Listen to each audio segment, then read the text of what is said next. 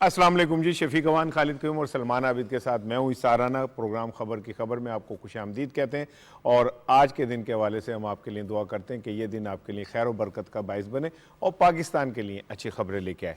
अखबारात ने किस तरह देखा मामलात को, कौमी मामलात को एक नज़र डालते हैं।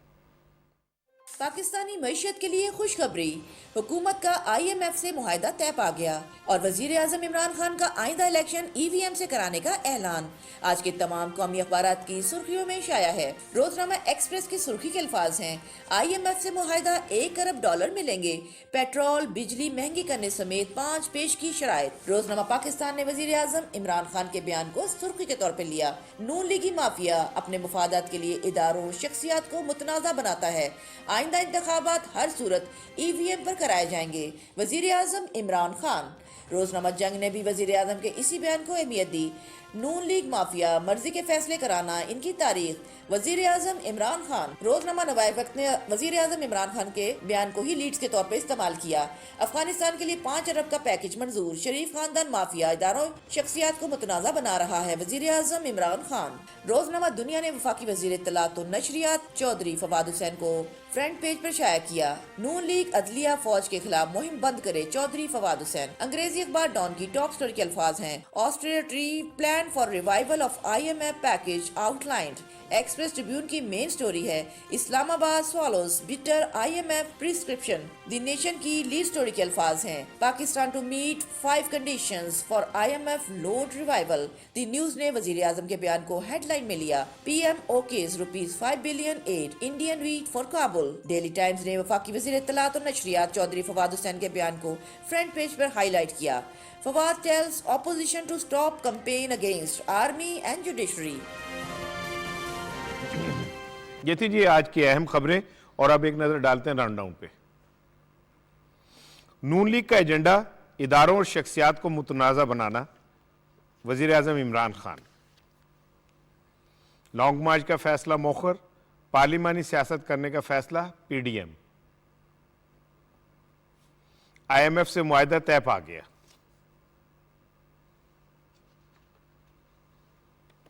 अफगानिस्तान के लिए 5 अरब की माली इमदाद की मंजूरी। आज के प्रोग्राम में रोजनामा 92 का इदारिया शामिल है और रोजनामा डान में आरफा नूर साहिबा का column, our times and the media शामिल और टॉप 10 पे भी आज गुफ्तगू होगी। अस्सलाम वालेकुम। वालेकुम अस्सलाम जनाब, कैसे हैं आप? बस वो स्कूलों में तो सुना है 3 छुट्टियों का ऐलान हो गया स्मोक की वजह से। एक्चुअली एक ही है, अच्छा, इतवार पीर। ये बच्चों को चक्कर दिया कि वो 3 छुट्टियों की खुशी मनाएं। दफातर में भी आप लगता है इस चक्कर में थे कि आपको भी कुछ छुट्टी मिले। हम तो मकतब इश्क के उस हिस्से का है ना जिसको छुट्टी नहीं मिलती, क्योंकि हम काम करते हैं तो हमें तो छुट्टी मिल ही नहीं सकती। अच्छा सर, आज वज़ीर आज़म इमरान खान साहब का और चौधरी फवाद अहमद साहब का दोनों का लगभग एक ही तरह के बयानात हैं और इमरान खान साहब का कहना था कि शरीफ ख़ानदान माफिया इदारों शख्सियात को मुतनाज़ा बना रहा है। यही बात फवाद चौधरी साहब ने भी की कि जो नून लीग है वो बंद कर दे लोगों को ब्लैकमेल करना, अदालतों और फौज के खिलाफ प्रोपेगेंडा जारी है। ये सिसिलियन माफिया नहीं तो क्या है, फवाद चौधरी साहब का इस पर सवाल है। शफीक साहब, कुछ चीज़ें तो अब एक्सपोज होना शुरू हो गई हैं। अब देखिए जो लेटेस्ट जो आई है वीडियो साकिब निसार साहब की, उसमें अपना हमारे दोस्तों ने, जो साफ़ियों ने उसका पोस्टमार्टम किया है और मैं आपको कल बताया था इसके डेसिबल में फ़र्क आ रहा है। ये इसमें ऑडियो जंप्स हैं। मेरे पास इतनी बड़ी मशीन तो नहीं है, लेकिन ऑडियो जंप्स से आप उसको देखें ना, उसमें ऑडियो जंप्स आते हैं, ये बारीक से देखना पड़ता है। अब समा टीवी ने उसको एक्सपोज कर दिया पूरा जी, यानी उनकी ओरिजिनल भी चला दी और साथ जो उन्होंने एडिट की वो भी चला दी और साथ फवाद चौधरी साहब ने भी उनकी ओरिजिनल तकरीर चलाई है। अब देखें ये एक्सपोज होते जा रही है अपने फ़ायदे के लिए ना। वो क्या मिसाल आप देते थे कि जब बंदर की क्या होती है, वो अपने बच्चों को नीचे ले लेती है। हाँ, जब उसके पंजाबी में सुना दो अगर आप माइंड ना करें तो, बिल्कुल, कि बांदरी से पैर साड़ देने थे अपने बच्चे ये अपने बच्चों को भी नीचे ले लेंगे सिर्फ अपनी उसके लिए ना, अपने बचाव के लिए। अब देखिए उन्होंने आज तक हुआ था कि ये जो बलोच थे या दूसरे जो एंटी स्टेट थे, ये नाम इस्तेमाल करते थे हमारी आर्मी और उनका जनरल्स का नाम लेके।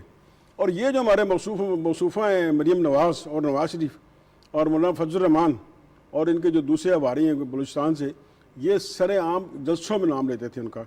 और हालांकि एक बंदा जब कोई आर्मी का जो जर्नैल या आईसी के चीफ है वो अपना दिफा नहीं कर सकता। आप एक तरफा आके जो मर्जी बोलते जाएं, मसला होता है इसको इतना कंट्रोवर्शियल बना दो कि ये टॉक ऑफ द टाउन बन जाए और ये अपना प्रोफेशनल काम ना कर सके। लेकिन हमारी उसमें अपना जो फौज है वो उसमें ट्रैप में नहीं आई और अपना काम करती रही। यही हाल उन्होंने अदलिया के किया। जैसे कि यूम मलिक देख लें, फिर आप जो शहजाद शाह साहब देख लें, फिर आप सुप्रीम कोर्ट में हमला देख लें, फिर अरशद मलिक की वीडियो देख लें, फिर ये अपना जो जीबी के साबिक चीफ जैसे की वीडियो देख लें। तो ये सारे अपने मफाद के लिए ये अपने केस अदालतों में नहीं लड़ते। अगर इतने ही बहादुर हैं, वो कहते हैं ये सच है, तो ले जाएं इसको कोर्ट में। कोर्ट ने तो 1 मिनट में इसका दिया पर्चा कर देना है, क्योंकि फोरेंसिक ऑडिट हो जाना है और पता चलना है कि जनाब ये सारा फेक है। तो ये अपने मकसद के लिए किसी को भी इस्तेमाल कर सकते हैं। जुनेजो प्राइम मिनिस्टर था, उसको जुनेजो को फारिग करा के जुनेजो से फारिग हो गया, ज़िया ने फारिग कर दिया, लेकिन ये चीफ मिनिस्टर रहे। ये अपनी ज़ात के लिए सब कुछ करते हैं, इनके लिए कोई ना इनको पार्टी है ना कुछ है।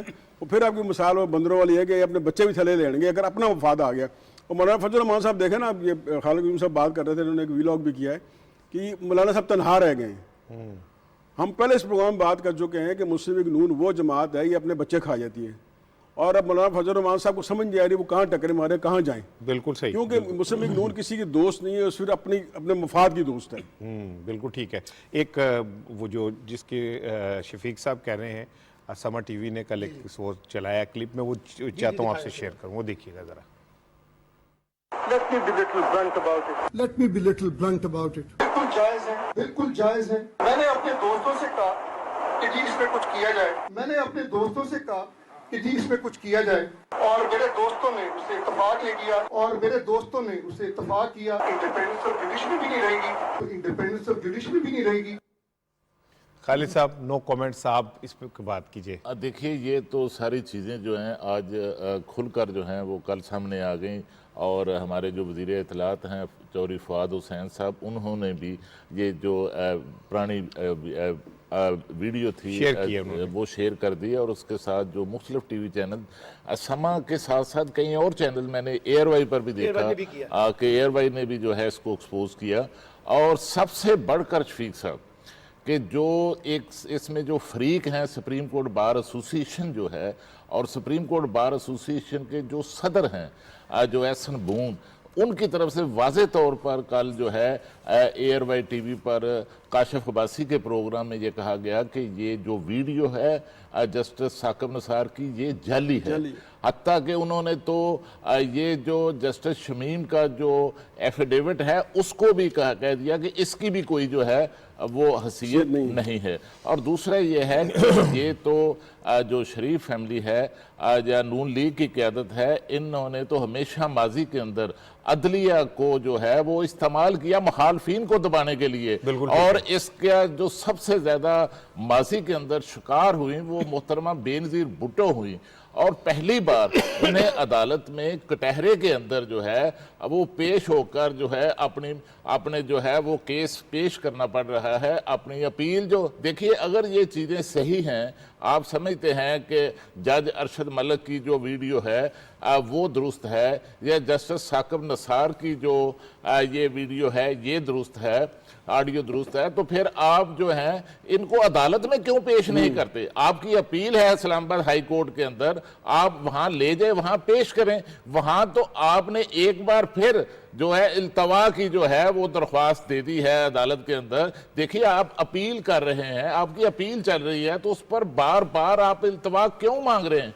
आपके पास अगर सबूत हैं तो वो सबूत अदालत में आप पेश करें, लेकर आए, ताकि आपकी बेगुनाही वहां पर साबित हो सके। तो इस तरह जो है वो जो केस है उसको अदालत के अंदर लड़ने की बजाय अदालत के बाहर प्रोपोगंडा वार के जरिए वो लड़ना चाहते हैं। जिस तरह हमारे वज़ीर इत्तलात ने भी कल कहा कि ये जो नून लीग की तरफ से अदलिया के खिलाफ जो मुहिम चलाई जा रही है इसको बंद किया जाए। और देखिए, जो लाहौर के अंदर सेमिनार हुआ राणा साहब, उस सेमिनार की जो इंतजामिया है वो भी अब दबाव का शिकार हो गई है कि उनकी तरफ से नवाज शरीफ साहब को एक मफरूर को क्यों बुलाया गया उस सेमिनार के अंदर। और उस मामले में सुप्रीम कोर्ट बार एसोसिएशन जो है, हालांकि उनका तल्लक भी उसी ग्रुप से है, आसमा जहांगीर ग्रुप से, लेकिन वो इससे हमें पीछे हटते हुए नजर आ रहे हैं। ठीक है।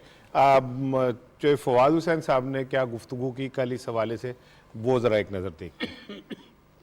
कि जब भी नवाज शरीफ और मरियम नवाज के मुकदमात चलना शुरू होते हैं अदालतों में, तो कभी कोई लीक आ जाती है, कभी वीडियो आ जाती है, कभी कुछ आ जाता है, कभी कुछ आ जाता है, नहीं आती तो वो रसीदें नहीं आती जिसका पूरी कौम को इंतज़ार है। बच्चे को पता है कि नवाज शरीफ जरदारी के अदवार जो थे वो क्या थे और उनमें जितनी करप्शन हुई वो भी सबको पता है। लिहाजा इस बहस में जाए बगैर कि ये टेप किसकी है, क्या मामला है, क्या नहीं हुआ, कौम समझती है कि जो इनकी रसीदें हैं वो सामने आनी चाहिए।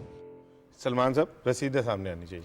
देखिए सर, बात यह है कि अपोजिशन जमातों में अगर आप थोड़ा सा डिफाइन कर लें PMLN को, इनको सियासी महाज पे भी इस वक्त नाकामी का सामना है, अदालती महाज पे भी नाकामी का सामना है। अब इस नाकामी का मलबा जो है या इस नाकामी का जो मदावा है वो इदारों को टारगेट करके पूरा करने की कोशिश की जा रही है। देखिए ये जो बात अभी खालिद ने भी कही, शफीक ने भी कही कि ये अदालतों में क्यों लेके नहीं जाना चाहते, वो नहीं लेके जाना चाहते, उनका मकसद ही नहीं है इन केसों को लेके, इन वीडियोस को लेके वो अदालत में जाएं, क्योंकि अदालत में जाएंगे तो फिर सारी इन्वेस्टिगेशन हो जाएगी। ये सिर्फ एक मीडिया वॉर के कॉन्टेक्स्ट में इसको इस्तेमाल करना चाहते हैं, इसको पॉलिटिकल वॉर के तौर पर इस्तेमाल करना चाहते हैं, इसकी नतीजे में पोलराइजेशन पैदा करना चाहते हैं, इसके नतीजे में इदारों को और शख्सियात को टारगेट करना चाहते हैं और टारगेट करके एक दबाव बढ़ा के अपनी मर्जी का फैसला ये चाहते हैं। अगर फैसले इनके हक में आ जाएंगे तो फिर ये अदलिया भी आज़ाद हो जाएगी, अगर फैसले इनकी मुखालफत में आ जाएंगे तो फौरी तौर पे कहेंगे कि अदलिया का और इस्टेब्लिशमेंट का एक नेक्सिस है, गठजोड़ है, जिसकी वजह से ये सारा कुछ हो रहा है। और दूसरी बात देखिए, मुस्लिम लीग नून कर क्या रही है? मुस्लिम लीग नून असल में इदारों को टारगेट करके ना खुद को मजलूम बनाने की कोशिश कर रही है और वो ये साबित करना चाहती है कि जितने भी मुकदमात हैं उनके ऊपर करप्शन के, बदनवानी के, लूट मार के, ये सिर्फ एक पॉलिटिकल विक्टिमाइजेशन का टूल है। अच्छा, अगर थोड़ी देर के लिए ये जो PMLN को देखें तो सवाल ये पैदा होता है कि PMLN इस पूरे खेल से एक खास इदारों को, दो इदारों को टारगेट करके, पहले फौज को फिर उसके बाद अपना अदलिया को, इनको टारगेट करके बेसिकली वो ये साबित कर रही है कि जनाब हमारे लिए हमारा जाती मफाद अहम है, हम रियासत के इदारों को, रियासत को, इंस्टीट्यूशन के मुकाबले में अगर हमारा इंटरेस्ट पूरा होगा तो हम आपके साथ खड़े होंगे, अगर हमारा इंटरेस्ट पूरा नहीं होगा तो हम आपके साथ नहीं खड़े होंगे।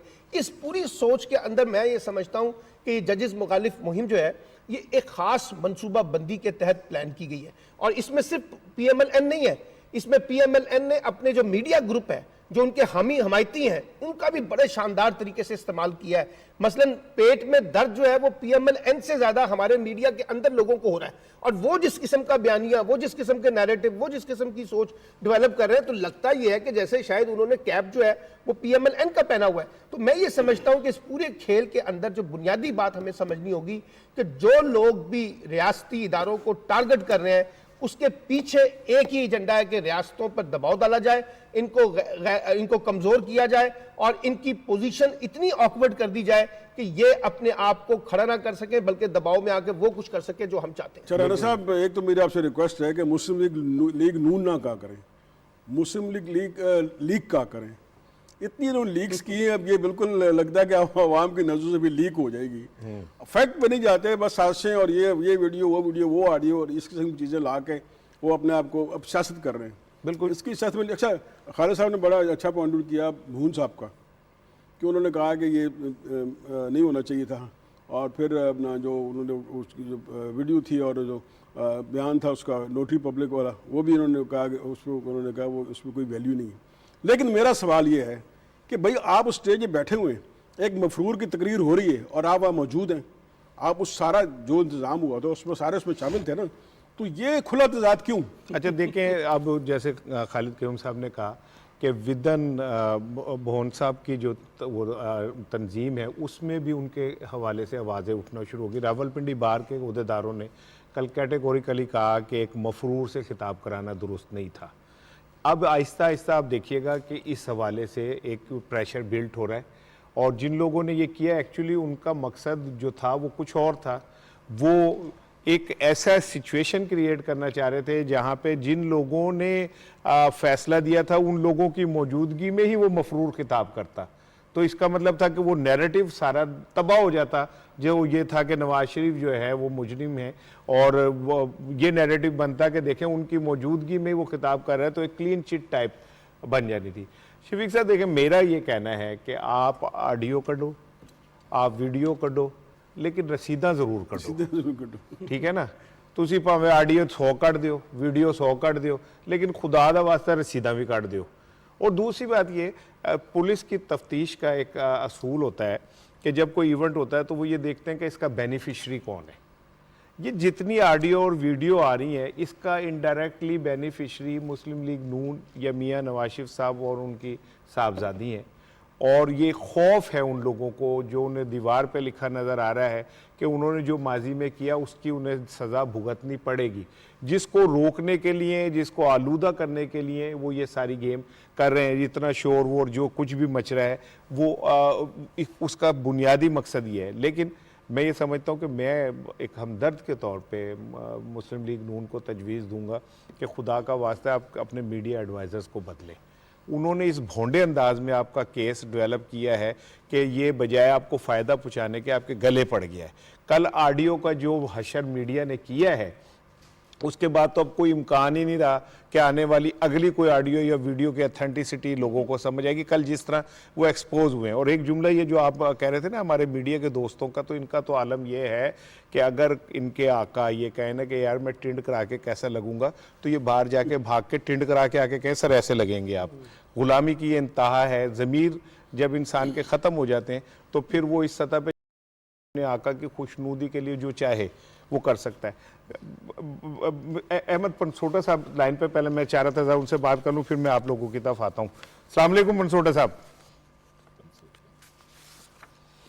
सर ये बताइएगा कि ये जो वीडियो ऑडियो सीरीज आ रही है, इसका कोई तशहीर का फायदा भी हुआ कि नहीं लाने वालों को?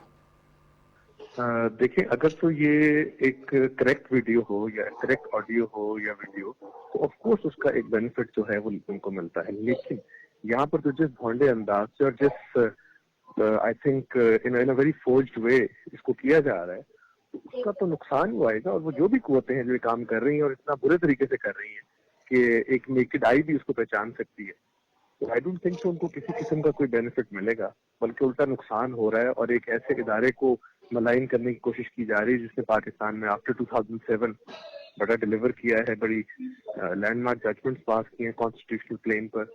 आई थिंक मेरा नहीं ख्याल कि इसमें उनको कोई किसी किस्म का फायदा हो। अहमद साहब, एक नैरेटिव डेवलप करने की कोशिश हो रही है नून लीग की जानिब से कि उनके खिलाफ एक तरफा फैसले आ रहे हैं। आप एक कानूनदान हैं, तो आप क्या समझते हैं कि ऐसी कोई इस बात में कितनी वजन है? देखिए जी, अगर तो बड़ा उसकी करेक्ट हमने हिस्टोरिकली पर्सपेक्टिव देखना है तो इदारे तो हमेशा इस पार्टी के साथ रहेंगे। ये पार्टी जो है ये तो क्रिएशन भी एक इदारे की है, और उस इदारे की क्रिएशन के बाद अगर अचानक आज मॉरल हाई ग्राउंड लेते हैं और ये कहते हैं कि जी हमारे खिलाफ एक तरफा मामला चल रहे हैं, तो बिल्कुल गलत बात है। JIT का क़याम हुआ, JIT के क़याम के बाद पूरी तफसीली प्रोसीडिंग्स हुई सुप्रीम कोर्ट ऑफ पाकिस्तान में। सुप्रीम कोर्ट ऑफ पाकिस्तान ने उनको नाहली एक सर्टेन एक्सटेंट तक की, उसके बाद उस चीज को रिफर किया गया नायब ट्रायल कोर्ट में, जहां ट्रायल के बाद सजा हुई। अब इससे ज्यादा क्या किया जा सकता है? ये तो वो पॉलिटिकल पार्टी है along with other opposition as well, जो कि बहुत सालों से इसी जुडिशल सिस्टम का, इसी लीगल सिस्टम का और हमारे सिस्टम का बहुत सारे जो बेनिफिट्स हैं वो रीप करते रहे। ये तो फर्स्ट टाइम है कि they have been put through the mill, और उसमें उनको एक तरीक़ेकार अडॉप्ट करना पड़ा। Due process, rule of law जो है उसके थ्रू गुजारा गया। तो अब वो इस तरह की कोई, मेरा नहीं ख्याल, कंप्लेंट भी कर सकते हैं कि एक तरफा या कोई ऐसा मामला चल रहा है। तो जो कानून के तकाजे हैं उसके मुताबिक उनको ट्रायल फेस करना पड़ा और उसके बाद सजा हुई। और बल्कि कानून के जो तकाजे हैं उनसे तो बात आगे चली गई, उनको वो स्पेशल बेनिफिट्स दिए गए जो एक आम शहरी को मेरे पाकिस्तान में मुयस्सर नहीं है। अब आप और मैं या कोई और अगर चाहे अपनी मर्जी से उठ के लंदन जाके बैठना तो वो नहीं बैठ सकता। अच्छा ये बताइएगा, आखिरी सवाल है आपसे, कि क्या आप समझते हैं कि जो ये मुहिम चली थी, ये चलाने वाले एक्सपोज हो गए? देखिए जी, पहली तो बात ये है कि जो ये ऑडियो स्कैंडल आया है इसको भी हमने कानून के तनाजुर में देखना है, और उसके 2-3 एस्पेक्ट्स हैं। जस्टिस आसिफ सईद खोसा साहब अपनी 2019 की जजमेंट में बड़ा क्लियर तरीकाकार वज़ा कर गए हैं। आर्टिकल 164 है हमारे कानून शहादत का, जो कि बताता है कि जो मॉडर्न इक्विपमेंट है उसके थ्रू अगर डिवाइसेस के थ्रू कोई चीज रिकॉर्ड हुई, उसका तरीकेकार क्या है, उसमें 5-6 दिन थोड़ा लंबा टेस्ट है। एक तो पहली बात ये, और मैं चाहता हूँ कि मैं थोड़ा सा आपकी इस डीपर में बताऊं कि कोई भी ऐसा ऑडियो या वीडियो उस पर रिलाई नहीं किया जा सकता जब तक कि वो ये प्रूव ना हो जाए कि वो जेन्युइन है और टेम्पर्ड नहीं है, जो कि बज़ाहिर इस सिचुएशन में लगता है कि टेम्पर्ड है। दूसरा, एक फोरेंसिक रिपोर्ट चाहिए जो कि प्रोविंशियल फोरेंसिक साइंस एजेंसी से प्रिपेयर हुई हो। ये नहीं है कि अमेरिका में या इंग्लैंड में अपनी पसंद की एजेंसी से तो आप प्रिपेयर कर लेंगे, सेक्शन 9(3) है उसके तहत प्रिपेयर हुई हो। बहुत शुक्रिया अहमद साहब हमसे बात करने के लिए। जी राणा साहब, ये जो जेन्युइन जो ऑडियो कैसेट थी जो मलक कयूम की और शहबाज शरीफ की और मलक कयूम के साथ जो सैफरमान की थी, वो चूँकि जेन्युइन थी तो जिस वजह से पीपल्स पार्टी की क़यादत ने अदालत में पेश किया और उसकी बुनियाद पर साबिक़ सदर आसिफ अली जरदारी और मोहतरमा बेनज़ीर भुट्टो को अदालत से रिलीफ मिला था।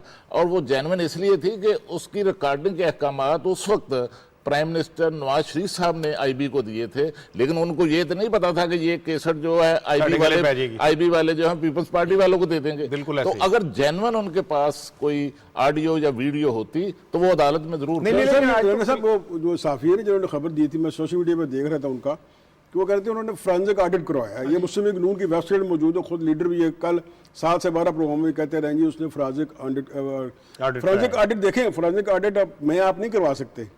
जो आपकी तहकीकाती एजेंसी होती है, FI हो, आपके नैब हो या XYZ, जो आपके इदारे हैं वो भेजते हैं प्रिस्क्रिप्शन के साथ, ये है ये हमें इसका फोरेंसिक ऑडिट। अब ज़ैद बकर चलाइए, मैं आप चलाऊँ एक लेके इस वीडियो करें तो उस वीडियो कोई ऑथेंटिसिटी अनलेस की अदालत ना कहे या वो इदारा ना भेजे। बिल्कुल ठीक है। तो ये बस प्रोपेगेंडा सेल है जो शफीक एक बात और है, वो फोरेंसिक हुई, उससे ये साबित हो गई, फोरेंसिक नहीं हुई, मैं एक बात कर रहा हूँ, चले फर्ज करें हो गई, मैं मानता हूँ हो गई, और उसमें ये साबित हो गया कि ये जस्टिस साकिब निसार साहब की आवाज़ है। लेकिन भाई वो तो किसी और तकरीब में खिताब कर रहे हैं, वो कोई टेलीफोन पे बात नहीं हो रही या कोई वो कॉन्स्पायरेसी नहीं कर रहे थे, वो तो एक खिताब कर रहे थे। आपने वहां से उठा के और उसको इस तरह मैनिपुलेट किया कि जैसे वो कोई फ़ोन पे किसी से बात कर रहे हैं या वो कर रहे हैं। वो इतनी तो ठीक है कि आवाज़ होगी, लेकिन वो कहाँ आवाज़ थी, किससे बात हो रही थी, वो सिचुएशन जो थी वो कुछ और थी। अच्छा सर, PDM का कल स्टीयरिंग कमेटी का इजलास था और हाफिज़ हमदुल्ला साहब ने मीडिया से जो गुफ्तगू की, उससे एक बात जो सामने आई वो ये कि लॉन्ग मार्च का फैसला जो है वो PDM ने मौखर कर दिया है और उनका है कि पार्लियामेंट के अंदर और बाहर खेलेंगे।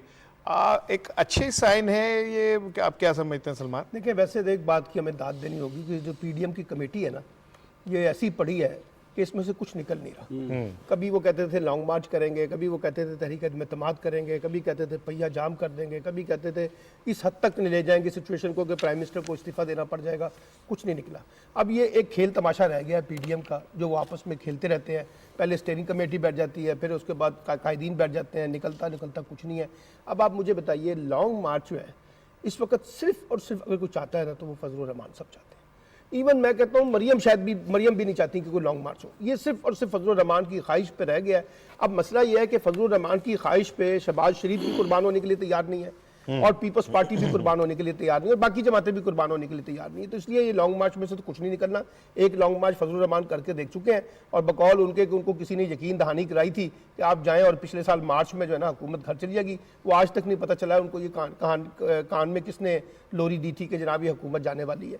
अब सवाल ये है कि इनके पास सिर्फ एक ऑप्शन रह गया। वो ऑप्शन ये है कि पार्लियामेंट के अंदर अपना खेल तमाशा जारी रखें, हुकूमत पे ज़रूर दबाव डालें जो भी डालना चाहते हैं। और ये मैं आपको बताऊं, दाद देनी पड़ेगी बिलावल भुट्टो को और शहबाज शरीफ साहब को कि उन्होंने पूरी PDM की जो सियासत है ना, जो सड़कों पे होनी थी, उसको वहाँ से निकाल कर पार्लियामेंट में ले आए। और सारा का सारा फोकस जो है ना जरदारी साहब ने और शहबाज शरीफ ने अपने आप को कर लिया है कि अगर पॉलिटिक्स चलेगी तो पार्लियामेंट के अंदर से चलेगी, पार्लिमानी पॉलिटिक्स चलेगी, पार्लियामेंट भी चलेगी, हुकूमत भी चलेगी और फिर हम अगले इंतखाबात की तरफ जाएंगे। तो मुझे नहीं लगता कि इसके अंदर से कोई खास काम होने लगा। यही वजह है फजलुर रहमान में भी फ्रस्ट्रेशन नजर आ रही है, यही वजह है कि मरियम नवाज के अंदर भी फ्रस्ट्रेशन नजर आ रही है और यही वजह है कि नवाज शरीफ भी फ्रस्ट्रेटेड नजर आते हैं। बड़ी दिलचस्प बात बताऊं, ये जो भी वीडियोस का सारा स्कैंडल चला है ना, ऑडियोज वगैरह का, मैंने बेशतर PMLN के लोगों से बात की है, वो सर पकड़ के बैठे हुए हैं। वो कहते हैं यार ये इस तरह की चीज़ें निकाल कर ये जो मोहतरमा है ये तो हमारे लिए मसाइल पैदा कर रही है। क्योंकि देखिए ना, इसके ऊपर एक तरफ PMLN खड़ी हो गई है, फौरी तौर पर साकिब निसार के खिलाफ एक महाज बना लिया गया। यानी आपने अभी इन्वेस्टिगेशन नहीं हुई, पहले से आपने अपना मुकदमा तैयार कर दिया। अच्छा, जजमेंट भी दे दी, फैसला भी सुना दिया, उनके खिलाफ मुकदमा भी दर्ज कर ले, उनको लटका भी दे। और दूसरी तरफ ये है कि PMLN के लोग ये कह रहे हैं कि ये जो टकराव की पॉलिसी है मरियम की, ये हमें 2023 के इंतखाबात में सांस भी लेने देगी या नहीं लेने देगी, यानी ये हमें किसी जगह पे दीवार से लगा देगी। तो मैं ये समझता हूं कि पीडीएम के पास इस वक्त कोई ऑप्शन नहीं है, सिर्फ और सिर्फ एक मीडिया वॉर है। वो मीडिया के अंदर खेलेंगे, रोजाना 7 से 12 बजे शो चलते रहेंगे और उसके बाद वो कुछ नहीं कर सकेंगे, क्योंकि जो इनके पास होना था ना जी, वो पार्लियामेंट के ज्वाइंट सेशन के अंदर जो कुछ इनके साथ हुआ है उसके बाद अब कोई कमी बाकी नहीं रहेगी। अब आप समझते हैं कि अब अपोजिशन पुरानी तनख्वाह पे काम करेगी? अब देखिए, जो लॉन्ग मार्च का जो मुलतवी होना है ना, ये आगे जाना, इस पे जो हमारे मौलाना फजल रहमान साहब हैं बहुत जुज़बुज़ हैं वो, और ये सारा मैं क्रेडिट दूंगा ये मुस्लिम लीग नून के जो पार्लियामेंटेरियन जो इलेक्शन लड़ने हैं, जो इलेक्शन की सियासत करते हैं, उन्होंने मियाँ साहब से हाथ जोड़ कर कहा है। अभी परसों एक मीटिंग हुई थी जिसमें तमाम ये शामिल थे कि मियाँ साहब अगला साल इलेक्शन का, हमें इलेक्शन की तैयारी करने दें, अब ये वक्त गुजर गया लॉन्ग मार्च का, एहतजाज का वक्त गुजर गया है। और उसमें 99% लोग ये सिर्फ 1-2 होते हैं ना जो शामिल वाजा होते हैं, नहीं मियाँ साहब जो तुझे कहोगे वो होगा। अब मैं उसका नाम भी लेता है, बड़े बड़े लोग लाहौर के, आपके भी दोस्त हैं, आपके जाने पहचाने लोग हैं, उन्होंने कहा इससे बाहर आ जाए, ये फजल रहमान साहब का खेल है, उन्हें खेलने दें, हम इसमें नहीं जाते, हमें अगले इलेक्शन की तैयारी करनी चाहिए। अब पीटीआई देखें क्या कर रही है, वो अपने अगले इलेक्शन की तैयारी करी, तो हमें इस तरफ आना चाहिए। अब शायद का कहना बस मीटिंग में जब ये कहा ना कि भाई अब ये वक्त नहीं है इसका लॉन्ग मार्च का, इसको अब्दुल्ला साहब बोले, फ़ौरन बोले ये टाइम बाय करते हैं ना, अच्छा इसको ना आगे कर देते हैं, इसको पोस्टपोन करते हैं। उन्होंने कहा ये वक्त नहीं है, आप इलेक्शन की तैयारी करें, ये सियासत का वक्त नहीं है कि हम ना एहतजाज का वक्त नहीं है कि हम धरना लेने बैठ जाएं। आप देखें आगे हो क्या रहा है। अगर फ़र्ज़ करें इमरान खान साहब जल्दी इलेक्शन करा देंगे तो आप तो लगे होंगे सारा इसमें अपने धरनों में और सियासत में, उसमें एहतजाज में, तो हमने आगे की प्लानिंग करनी है। हमारे स्टेक हाई हैं, ये उनके अल्फाज थे कि हमारे स्टेक हाई हैं मुस्लिम लीग नून के, तो हमें उस सब जाना चाहिए। तो ये आपस में इनके अंदर फूट पड़ गई है। और सलमान साहब ने बिल्कुल ठीक कहा कि उन्होंने नवाज शरीफ साहब भी, नवाज शरीफ जुज़्ब हैं, मौलाना फजल रहमान और मरियम नवाज भी किसी हद तक, लेकिन शहबाज शरीफ को क्रेडिट जाता है और भुट्टो बिलावल भुट्टो को क्रेडिट जाता है। उन्होंने इसको बिल्कुल डी ट्रैक कर दिया। अब आप दोबारा आ गए इसमें, हमने पार्लियामेंट में सियासत करनी है। अब पार्लियामेंट में मौलाना फजल रहमान साहब तो है नहीं, वो जनाब लौट रहे हैं अपना बिन जल मछली, ये कहते थे ना आप, क्या ऐसे तड़पों के जैसे जल बिन मछली उससे तड़प रहे हैं। और उन्होंने कहा कि मैं बात करूंगा मियां नवाज शरीफ साहब, लेकिन स्टेयरिंग कमेटी में ये फैसला हो गया, जो पीडीएम का इजलास हो रहा है उसमें यही ज़ेर बहस आएगा। और मुस्लिम लीग नून वाले कहते हैं कोई हम एहतजाज और ये वो लॉन्ग मार्च शॉर्ट मार्च पे नहीं, हमने फोकस करना अपना इलेक्शन 2023 का। बिल्कुल ठीक है, बिल्कुल ठीक है। खालिद साहब, अब अपोजिशन तय कर चुकी कि पार्लियामेंट में जो होगा, तो इसका मतलब ये है कि अब थोड़े अरसे बाद पार्लियामेंट भी गर्म होगी और इलेक्शन का माहौल भी बनेगा। नहीं, देखिए पार्लियामेंट के अंदर भी आपने जो नतायज हैं वो आपने देख लिए हैं। पार्लियामेंट के मुश्तरका इजलास के अंदर क्या नतायज निकले, और उसके बाद सैनेट का जो इजलास था वहाँ जो कानून साजी हुई है और अपोजिशन की गैर हाज़िरी तीनों जमातों की, तीनों पीपल्स पार्टी, नून लीग और JUI, तीनों पार्टीज़ के सेनेटर जो हैं वो गायब हुए। और हुकूमत ने अपोजिशन की अक्सरियत के बावजूद अपनी जो मतलूबा उनकी जो कानून साजी थी वो करवा ली। असल में ये है कि जो इस वक्त मौलाना फजल रहमान की सूरत हाल है, उसमें वो लगता है कि अब जो हैं वो पीपल्स पार्टी के बाद अब नून लीग से भी जो हैं वो हमें नाराज़ होते हुए दिखाई दे रहे हैं। और इस हवाले से मायूस होकर अब मौलाना फजल रहमान साहब जो हैं उन्होंने अब 30 नवंबर को अपनी पार्टी JUI की जो मरकज़ी मजलिस आमला है उसका अपना अलग एक इजलास जो है वो मुशावरत के लिए तलब कर लिया है। क्योंकि नून लीग जो है ये लॉन्ग मार्च की डेट जो है शफीक साहब ये नून लीग ने देना थी, और लाहौर का जो जलसा था उसकी डेट भी नून लीग ने देना थी, और लाहौर के जलसे की तारीख जो है वो लॉन्ग मार्च को सामने रख कर जो है किया जाना था। लेकिन नून लीग जो है वो किसी इशारे के बगैर कोई लॉन्ग मार्च की तारीख देने के लिए तैयार नहीं है।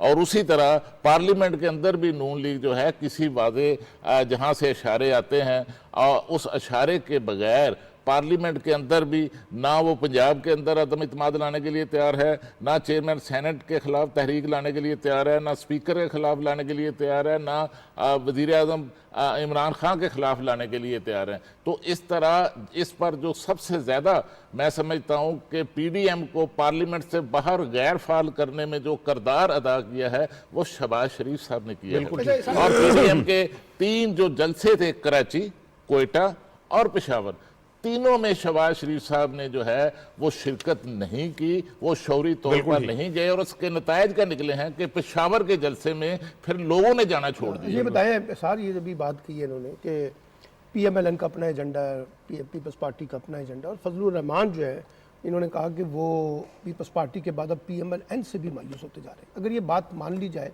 तो फजलुर रहमान के पास अब बाकी क्या बचेगा? फजलुर रहमान साहब के पास उनकी अपनी पार्टी बची है और वो भी आधी बची है, क्योंकि आधी पार्टी ऑलरेडी फरार हो चुकी है। और दूसरी बात यह कि मौलाना फजलुर रहमान साहब देखें, पीपल्स पार्टी हो या मुस्लिम लीग नून हो, उनके पॉलिटिकल स्टेक्स हैं, ज़्यादा बड़े स्टेक्स हैं, ठीक है। पीपल्स पार्टी और सिंध के अंदर बैठी है, उसको कश्मीर में भी कुछ सीटें हैं, वो उसे पंजाब में भी अब वो अपनी पेनिट्रेशन की कोशिश कर रही है। नून लीग के का एक वोट बैंक है जिसे इनकार मुमकिन नहीं है। फजलुर रहमान साहब तो अपनी सीट बड़ी मुश्किल से वो जीते थे। और दूसरी बात मैं आपको बताऊं कि मियाँ शहबाज शरीफ साहब की और मरियम साहिबा की एक मुलाकात हुई है और वो 3 घंटे मुलाकात रही 1 to 1, और उसमें शहबाज शरीफ साहब ने मरियम साहिबा को ये बताया कि जिस समत आप पार्टी को ले गई हैं उसका सबसे ज़्यादा नुकसान ये होगा कि हमारे इर्द गिर्द जो लोग हैं वो सब आहिस्ता आहिस्ता फरार इख्तियार कर रहे हैं, क्योंकि वो ये समझते हैं कि मरियम साहिबा फ्रस्ट्रेशन में मुस्लिम लीग नून की गाड़ी एक पहाड़ के एज पे ले आई है जहाँ से वो गिर सकती है नीचे, और वो सवारियाँ नीचे से निकल के भाग रही हैं। तो मैं ये समझता हूँ कि जो आज कल यानी कि PDM के स्टीयरिंग कमेटी के इजलास में फैसले हुए, वो मुस्लिम लीग नून उन्हें क्लियरली शफीक साहब ये कह चुकी है कि हम किसी एडवेंचर में नहीं जा रहे। पीपल्स पार्टी तो ऑलरेडी कह चुकी है, वो तो पहले दिन से कह रहे हैं कि हमने पार्लिमानी निज़ाम को टोकरना है। और मैं क्रेडिट दूंगा अगेन बिलावल भुट्टो साहब को, खालिद साहब बिलावल भुट्टो साहब को मैं क्रेडिट दे रहा हूँ। आप खालिद साहब को क्रेडिट दे रहे हैं कि उन्होंने पार्लिमानी सियासत और पार्लिमानी जमहूरी पॉलिटिक्स को नहीं हिलने दिए। बयानात जितने मर्जी दे दें, ये उनका एक क्रेडिट है। आने वाले उनका जो क्रेडिट है, एक नवाज शरीफ साहब के दौर में भी उनका क्रेडिट था। जब इमरान खान साहब का PTI का धरना था तो वो उस वक्त भी नवाज शरीफ के साथ पार्लियामेंट के साथ खड़े थे। बिल्कुल ठीक है। एक ब्रेक ले रहे हैं जी, ब्रेक के बाद आते हैं तो IMF के मुआहदे पे बात करेंगे कि IMF से जो मुआहदा हुआ है उसके असरात मईशत पे क्या होंगे, गुफ्तगू करते हैं, लेकिन एक ब्रेक लेते हैं।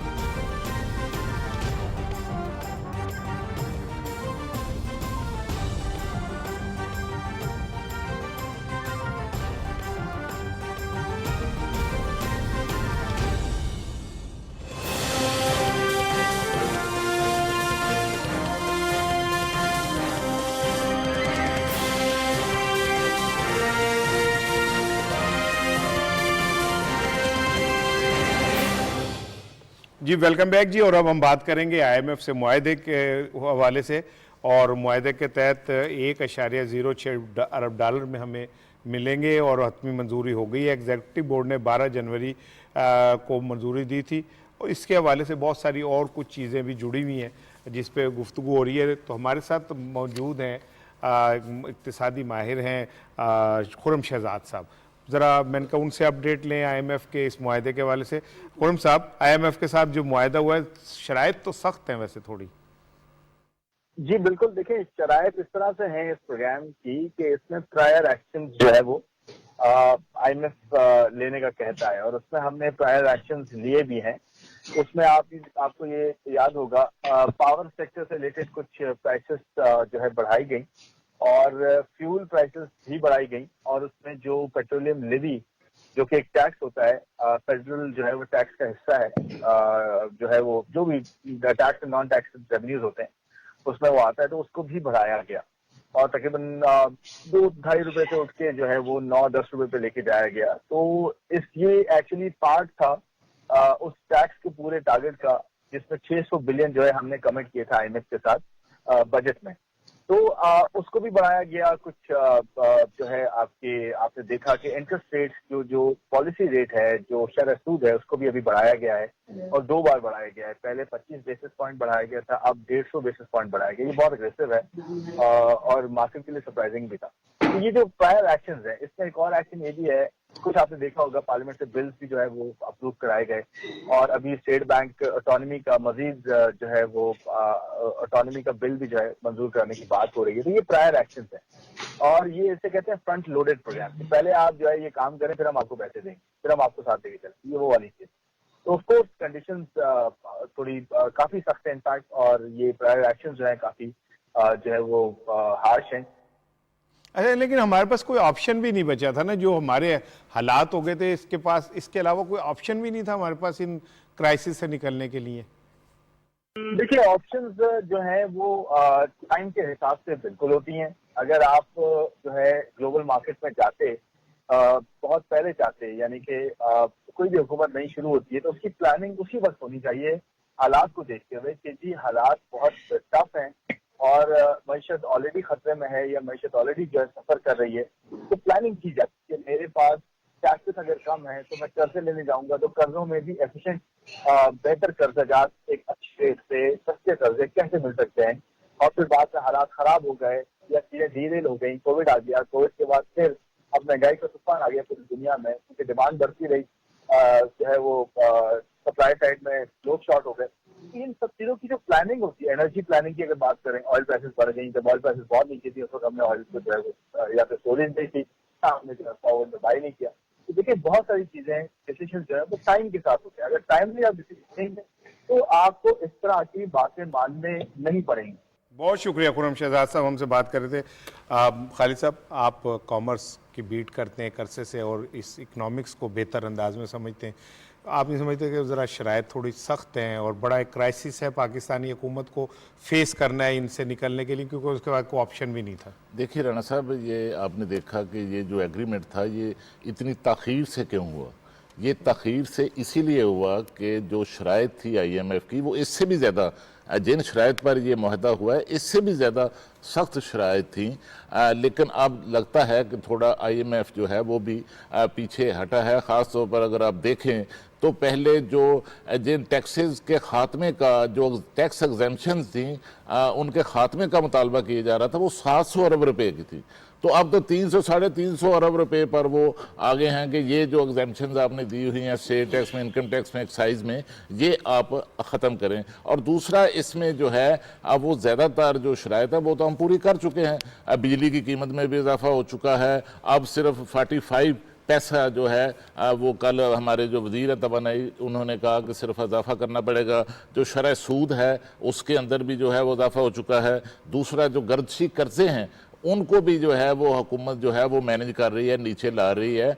और इससे जो है सबसे बड़ा फ़ायदा ये होगा IMF के साथ जो एग्रीमेंट हुआ है कि हमारी मेशत जो है वो मुस्तहकम होगी। और आप देखना कि जब इन इस्लाहात पर अमल दरामद होगा तो हमारी जो ग्रोथ है, GDP है, वो बढ़ेगी आगे चलकर, और इससे जो रुपया है वो भी जो है वो भी मुस्तहकम होगा। और दूसरा, हमारे ये IMF के साथ एग्रीमेंट के बाद इंटरनेशनल हमारी शफीक साहब जो रेटिंग है, क्रेडिट रेटिंग है, वो बढ़ेगी। और उसके साथ हमारे world bank, Asia development bank और दूसरे जो मालियाती इदारे हैं, अब वहाँ से भी हमारे लिए जो है वो रास्ते खुलेंगे। और पाकिस्तान का जो दबाव है अदायगियों का बैनुल-अक़वामी सतह पर, उसमें जो है वो कमी वाक़ होगी। बिल्कुल ठीक है शफीक साहब।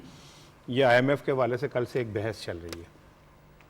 मैं तो सिंपल आपसे 1-2 चीज़ें शेयर करना चाहता हूँ कि देखें, पिछले 25, 30, 35 साल का जो एक सफ़र था, अब वो इस सतह पे आ गया है कि पाकिस्तान के पास वो कड़वी गोलियां निगलनी पड़ रही हैं जो हुकूमत शायद कभी नहीं चाहती थी।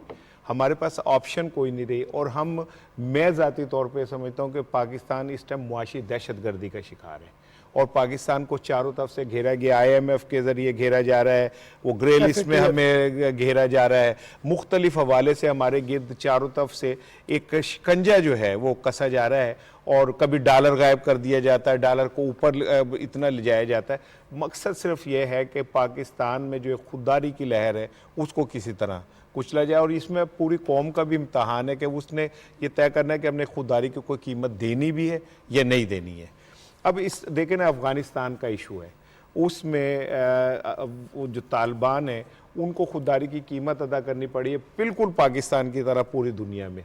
अब पाकिस्तान ने अफ़गानिस्तान के लिए 5 अरब रुपए की हंगामी इमदादी पैकेज की मंजूरी दी है, लेकिन पूरी दुनिया को क्यों नहीं समझ आ रही कि अफ़गानिस्तान में इंसानी अलमिया जन्म ले चुका है। शफीक साहब, जो आपने ठीक बात कही, ये प्राइम मिनिस्टर ने कल एक मीटिंग चेयर की जिसमें उनके 5 अरब जो है वो इमदाद उन्होंने का फैसला किया, लेकिन ये ऊँट में के मुंह में जीरे के बराबर है। पाकिस्तान की अपनी मैशत देख लें, हम कोविड और बाकी मामला से किस तरह अपना, अभी खालिद साहब ने बात की IMF में किस तरह नचा रहा है, बिल्कुल सही कह रहे हैं। जब तक ये आप आलमी कुफ्ते नहीं ना आएंगी, खासतौर पर नेटो ममालिक जिन्होंने अफगानिस्तान को तबाह किया है, बिशमोल अमेरिका, जब वो अपना रोल अदा नहीं करेंगे, जब तक वो वहाँ पे अपने इन्वेस्टमेंट नहीं करेंगे, जब तक वो वहाँ पे कोई तरक्याती काम नहीं करेंगे, उस वक्त अफगानिस्तान अल्लाह न करे कि इंसानी अलमिया में तब्दील हो जाए। और फिर देखें चाइना भी वो अपना बहुत हिस्सा डाल रहा है, उससे भी बहुत ज़्यादा इमदाद भेज रहा है वो, और उसको पता है कि भाई अगर खुदा न खास्ता ये अगर कोई अनरेस्ट हो गया तो ये उसका जो असर है पूरे खत्े पड़ेगा। फिर प्राइम मिनिस्टर इमरान का विजन देखें, भारत हमारा असली दुश्मन है ना, इसमें तो कोई शक नहीं है। और देखें लेकिन उन्होंने जो भारत की इमदाद है अफगानिस्तान के लिए, उसको ट्रांजिट ट्रेड की इजाज़त दी है।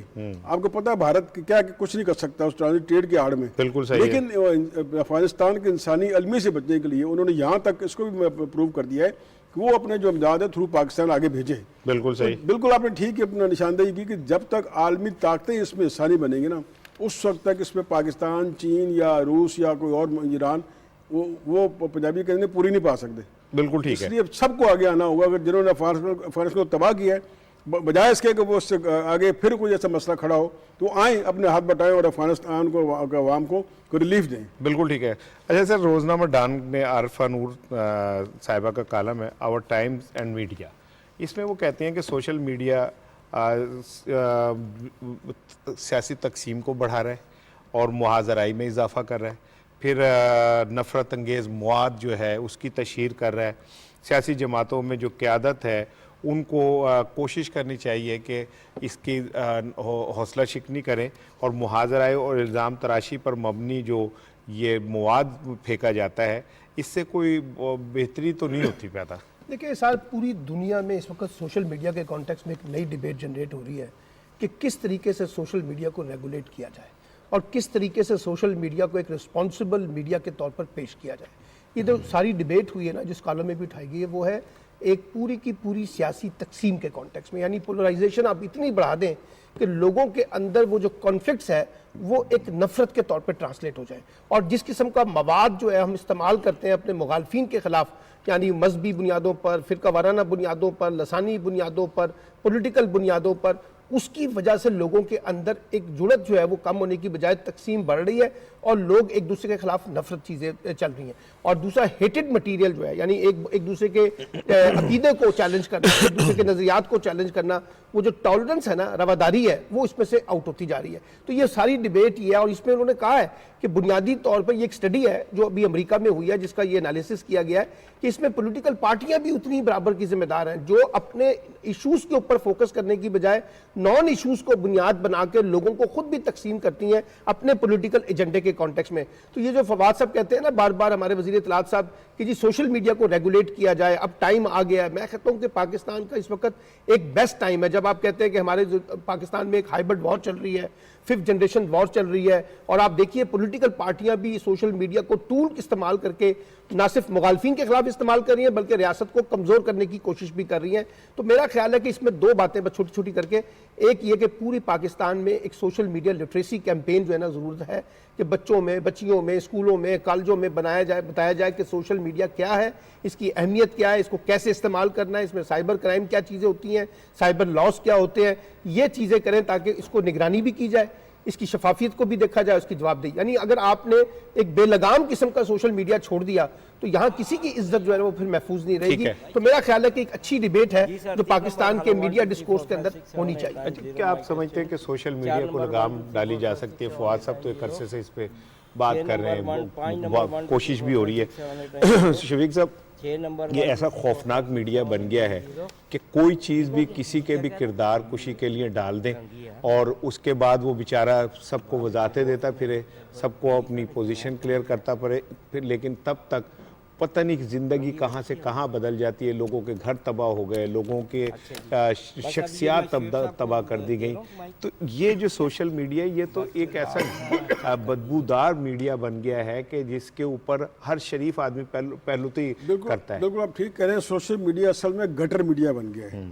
उसको जिसको अपना दिल करता है उठा के उसको लिखना आता है, या माइक हाथ में पकड़ के वो फिर अपना कैमरा लेके, वो अब तो मोबाइल आ गया ना, अब तो कैमरे की ज़रूरत नहीं, वो जिसकी ऐसी की तैसी फिरता है।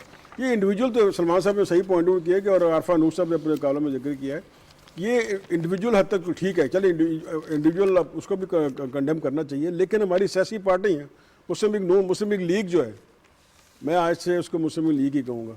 ठीक है, मुस्लिम लीग देख लें, दूसरी पार्टियाँ देख लें, MKM देख लें, दूसरे जमातें देख लें, वो असल में वहाँ पे वो MKM लंदन की बात करो, मेरे तरफ आंखें ना निकालें आप। ठीक है, नून जरूर रखें, ये कहेंगे मुस्लिम लीग नून। मुस्लिम लीग नहीं, मुस्लिम लीग। अच्छा, उसमें देखें अब जहाँ इंडिविजुअल की हद तक तो ठीक है, आप उसको भी हम कंडम करते हैं, लेकिन जहाँ वो सियासी पार्टियाँ जिन्होंने मुल्क चलाना है, जिन्होंने हमारी खारजा पॉलिसी बनानी है, जिन्होंने हमारी दाखिला पॉलिसी बनानी है, जिन्होंने इकॉनमी चलानी है, जब वो इस गंद में आ जाएंगी, जब वो अपने मुखालफिन के खिलाफ ये वीडियो ऑडियो और ये चीज़ें लेके आएंगी, तो ये ट्रेंड जो है ना, ये बहुत खौफनाक है। और इसमें जो अभी तक रेस में मुस्लिम लीग नून सबसे आगे है। और ये बिल्कुल ये ठीक बात की सलमान साहब ने भी कि आप इसको कंट्रोल करें। इसको कंट्रोल करना मुश्किल ना, वो मुश्किल नहीं है। चाइना ने कंट्रोल किया, पूरी दुनिया में जाओ देख लें कि वो उन्होंने फेसबुक बंद की, ट्विटर बंद किया, दूसरी साइड से वो बंद की। अब हम बंद करते हैं, यहाँ पर लोग अदालत में चले जाते हैं। तो उसका पैरामीटर ऐसे बनने चाहिए कि पाकिस्तान को भी कोई ऐसे पैरामीटर बना दे कि आप ये हदूद है आपकी, इस हदूद से बाहर नहीं निकलना। बिल्कुल ठीक है, बिल्कुल। राणा साहब आपने देखा कि जब PMDA का इशू जो है वो आया, तो सबसे ज़्यादा ज़ोरदार तरीके से जो मज़ाहमत की गई उसकी, वो मुस्लिम लीग नून की तरफ से की गई। और हाँ, जो नाम आपने रखा है वही नाम ले लें। और उसके साथ जो मुस्लिम लीग नून के साथ जो मुंसलिक जो मीडिया था, उनकी तरफ से, उनके मीडिया हाउसेस की तरफ से इस हवाले से मज़ाहमत की गई। वो इसलिए मज़ाहमत की गई कि उनको पता था कि उनका सारा जो एजेंडा है वो तो सोशल मीडिया पर चलेगा। जैसे आपने देखा कि अरशद मलिक का जो मामला आया, और उसके बाद अब जो जस्टिस साकिब निसार की जो ऑडियो आई है, ये सारा एजेंडा जो था, अगर PMDA होता, लाज होते, कवानीन होते, को रोकने वाला होता, तो फिर आज जजों की तज़हीक ना होती, अदारे निशाना ना बनते। बिल्कुल ठीक है। आज के प्रोग्राम का वक्त नाज़रीन ख़त्म होता है, और जाते हुए आज का टॉप ट्रेंड है पाकिस्तान वर्सेस बांग्लादेश। और पाकिस्तान ने बांग्लादेश में एक नई तारीख रकम की है, क्योंकि पिछले 4, 5, 6 सीरीज़ ऐसी थी जिसमें ऑस्ट्रेलिया भी आई, इंडिया भी गई, न्यूजीलैंड भी गई। बांग्लादेश ने उनको अपनी सरजमीन के ऊपर हराया, सीरीज़ जीती। पाकिस्तान ने ना सिर्फ सीरीज़ जीती बल्कि वाइट वॉश किया। और जाते हुए शाहनवाज धानी को हम ज़रूर मुबारकबाद देंगे। सिंध का पहला क्रिकेटर है, बड़े छोटे से गांव से, गोट से उठ के आया। उसकी ऑडियो भी बड़ी खूबसूरत है, अपनी वालदा से गुफ्तगू करते हुए, वो जितना जज्बाती हुआ, हम सलाम पेश करते हैं। और हमें उम्मीद है कि ये छोटे छोटे गोट, ये देहातों से ही हीरोज़ पैदा होंगे। हीरो को ज़रूरी नहीं है कि वो बड़े बड़े शहरों से ही पैदा हो, हीरो पूरे 22 करोड़ पाकिस्तानी है। और हम मुबारकबाद देते हैं बाबर आजम को, जिसने ये वर्ल्ड कप के अंदर परफॉर्मेंस के बाद बांग्लादेश को हराया। और सबसे खूबसूरत बात यह है, जिससे हमारा दिल बड़ा रोशन है, हमारा दिल बहुत खुश है, कि बांग्लादेश, जिन लोगों ने ग्राउंड के अंदर प्रैक्टिस मैच के दौरान पाकिस्तान को झंडा नहीं लगाने दिया था, फतह के बाद बांग्लादेश की सड़कों के ऊपर लोग पाकिस्तान का झंडा लेके निकले। सब हिलाली पर्चों को हमारा सलाम। कल मुलाकात होगी। अस्सलाम वालेकुम।